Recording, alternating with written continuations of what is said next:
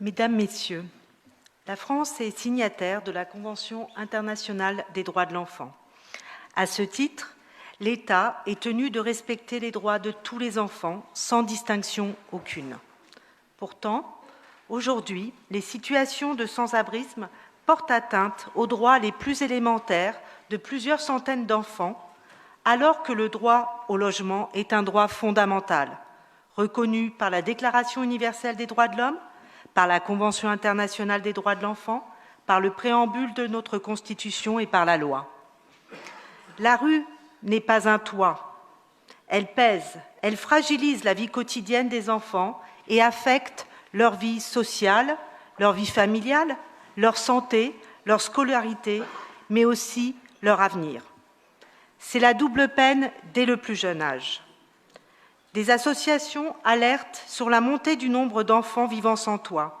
Cet été, ils étaient plus de 1500 contre moins de 1000 en début d'année.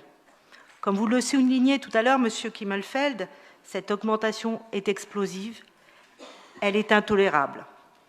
Dans cette situation, nous pouvons nous réjouir de la mobilisation d'associations, du réseau d'aide aux enfants sans toit créé fin août à l'initiative de collectifs, de la FCPE et d'associations.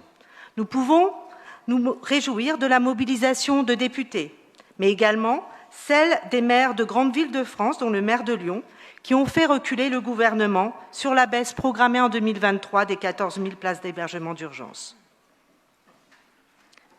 Ce soir, et comme c'était déjà le cas avant les vacances de la Toussaint, des écoles de Lyon sont occupées. Nous ne pouvons nous résigner à considérer l'école comme un lieu d'hébergement d'urgence. Cependant, ce soir, des enfants dormiront dans des écoles, car l'école est un lieu de protection, un point d'ancrage qui préserve les enfants de la violence de la rue, et autour de laquelle s'organisent et s'inscrivent la solidarité, la fraternité. Oui, la ville de Lyon, depuis 3 ans, prend sa part, comme vient à nouveau de le présenter Sandrine Runel, via l'aménagement des anciens locaux du commissariat du 7e, l'aménagement d'appartements de fonction, la prise en charge de nuits d'hôtel. Comme en témoignent également les nombreuses délibérations de ce conseil municipal. Nous sommes en relation avec les collectifs Jamais sans toi, dont je tiens à souligner le travail. Et je tiens également à remercier les nombreux élus d'arrondissement qui se rendent régulièrement auprès des parents d'élèves et de ces collectifs et qui participent au goûter de solidarité. La ville de Lyon se mobilise au-delà de ses compétences, au-delà de ses capacités. Mais où sont les autres acteurs ? Comme l'écrivait le poète et romancier Paul Auster, négliger les enfants, c'est nous détruire nous-mêmes.